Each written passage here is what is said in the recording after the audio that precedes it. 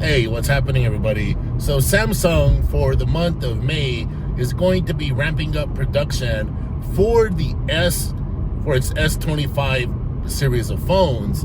And during the month of May, they're going to try to kick up production and get shipped to the United States 3 million of the devices. And the reason they're doing this is there's they're trying to beat the tariffs, right? They're not really sure exactly. Nobody's sure what's going on with these tariffs, by the way, because one minute there's a deal, then there's no deal, then there's a tariff, then there's a reduction, then they're putting a hold on it. It's kind of ridiculous already. There's a lot of indecisiveness going on, and all of this uncertainty it's really no good for consumers. But then again, if you look at the other side of the coin, for these manufacturers of these phones, it's no good for them either. Like, for example, a while back last month, Apple shipped in 600 tons.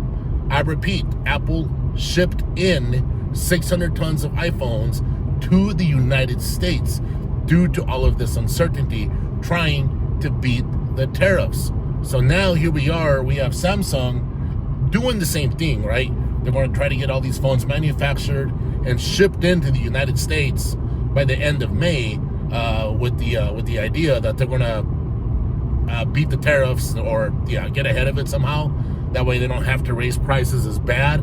But this uncertainty for these manufacturers, that's what's doing. They don't know where to put the price at or what's going to happen. And we've heard, like Amazon the other day, or that they attempted to, until the administration told them not to.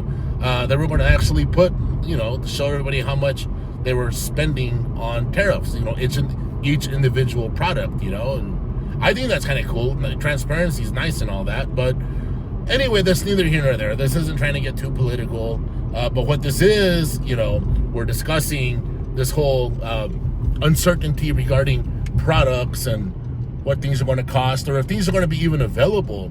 Because there's been, if you read a website called FreightWaves, they can talk to you all about the amount of product that's being shipped in. Whether at the docks, I'm talking about the docks, right? And they can tell you how much freight is actually coming into the country and how much freight's, being moved around. And the website FreightWaves basically involves everything from planes, trains, automobiles, just with these being shipped around the country, and supply chain. That's what I'm talking about here. So a lot of people are kind of like, well, should I buy a phone right now? Because phones might not be available. Now, I think there might be a disruption in the supply chain for about a month. I'm not thinking that it's going to go on forever. So, or maybe a couple months. I'm hoping, right? I mean, I don't know. Like, if I was you guys, I'd be stocked up anyway. I've made videos about that before. It's good to be prepared. That way you're not caught, slipping. Or not slipping, but that way you're not caught, with nothing. You don't want to be caught,